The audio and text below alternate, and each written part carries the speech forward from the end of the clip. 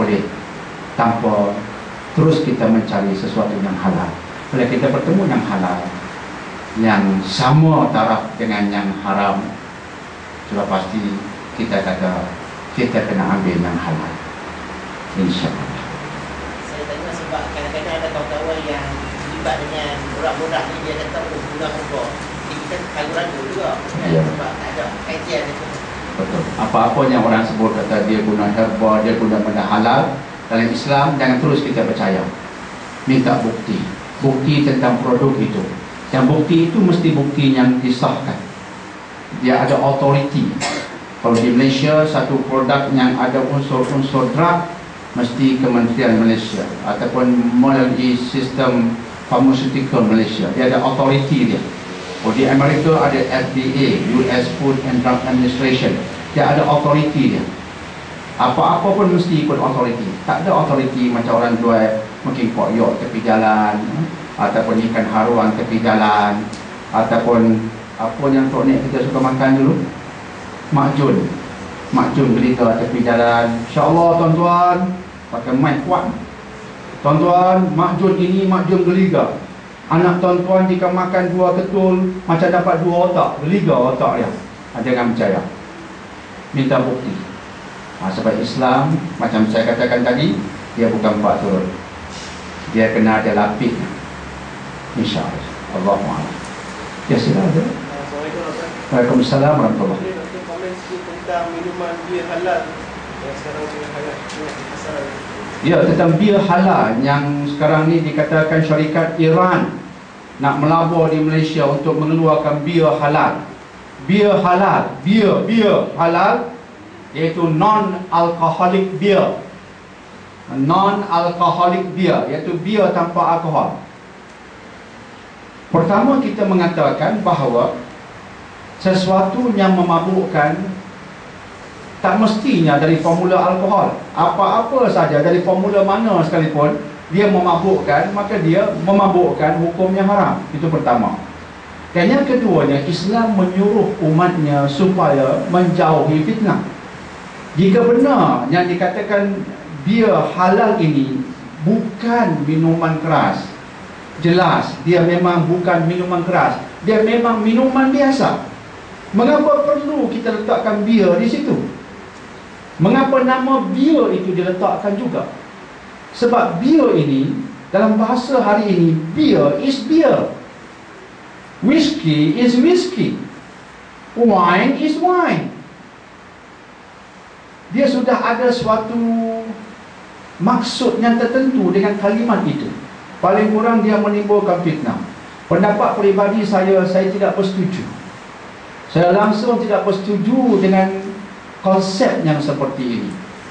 Jika dia bukan bir, jangan sebut bir langsung. Sebut nama-nama yang canggih. Apatah lagi dari bumi orang Islam sendiri yang mengeluarkannya. Guna nama yang baik-baik. Begitu banyak. Paling kurang melur ke pun bagus lagi. Melur tanpa alkohol, melur yang halal dan thayyibah, lebih baik daripada bir yang tak ada alkohol.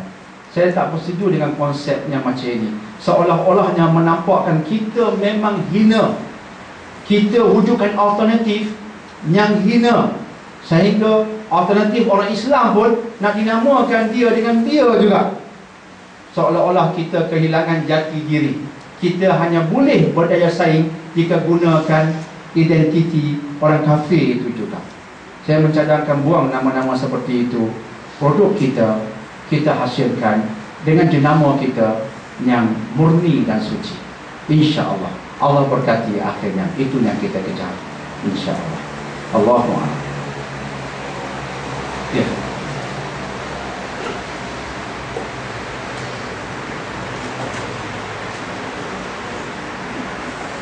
Tak ada soalan? Kawan wanita, ada soalan mulut verbal? Ya, ada sikit, ya, ada satu dua. Okey, ada yang belum saya jawab?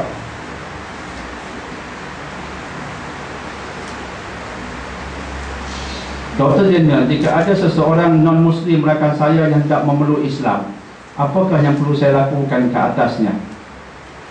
Alhamdulillah, jika ada rakan anda yang hendak memeluk Islam,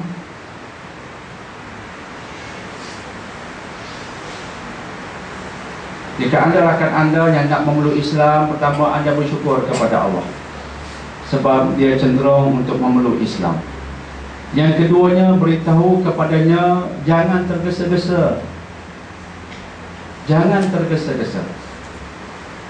tergesa-gesa untuk memeluk Islam, sebab dalam Islam Allah beritahu la ikraha fid din. Tak ada paksaan dalam beragama, tak ada paksaan untuk you peluk Islam. Bagi tahu kat dia, kamu jangan rasa terpaksa. Nobody is forcing you to embrace Islam. Let it be your own decision. So think properly. Bagi tahu kat dia bahasa itu. Kita seronok dia nak peluk Islam, Alhamdulillah. Tapi kita tak mau dia peluk dengan tergesa-gesa. Berdasarkan ayat tadi, jangan dipaksa dia. Suruh dia kaji, suruh dia belajar. Jika dia tak faham, tanya. Saya teringat beberapa ketika sebelum ini, seorang wanita Portugal datang bekerja sebagai orang besar di salah sebuah industri di Bayalpas. Seorang perempuan ini perempuan Portugal. Kemudian dia beritahu rakannya dia nak peluk Islam secara tergesa-gesa. Kemudian dia telefon saya, Dr. Jadi yang kerja ini minta adakan temu janji. Saya kata silakan. Bila saya mendengar nak peluk Islam, biasanya saya berikan keutamaan. Tapi jika datang nak jumpa tentang nak tanya hukum Dr. Daniel, apa hukumnya kalau terlupa kunut subuh, itu carilah ustaz lain. Ini dia nak peluk Islam, keutamaan perlu diberikan. Ini penting, wajib. Saya katakan datang, sekian masa dia pun datang. Saya kata, why the rush? Sister, why the rush? Mengapa tergesa-gesa nak peluk Islam? Of course I'm happy that you want to embrace Islam. Yes, I'm very happy, Alhamdulillah. But why? Why the rush? Mengapa tergesa-gesa? Apa yang saya jangkakan benar-benar berlaku. I want to get married, saya nak kahwin. Oh, berkenan dengan seorang lelaki Melayu di Pulau Pinang. Saya pun bimbang. Lelaki macam mana ni? Bimbang. Kita ni Melayu, kita kenallah bangsa kita. Jadi dia berkata nak berkahwin dengan bangsa seperti saya bimbang. Sister, are you sure? Orang mungkin mengatakan saya benci bangsa Melayu. Tidak. Tapi berdasarkan pengalaman, mereka yang dikahwini ini akhirnya tak bertanggungjawab, menyebabkan dia murtad. Itu kebimbangan saya. Jika dia bertemu dengan laki-laki Melayu Islam yang baik, Alhamdulillah. Yang saya bimbangi, dia berkahwin dengan laki-laki Melayu Islam yang, maaf saya nak gunakan, yang tak guna. Lelaki Melayu Islam yang tak guna, itu saya bimbangi. Jika yang bagus, Masya Allah. Macam yang depan saya ni, okey lah. Jadi, why the rush? I want to get married.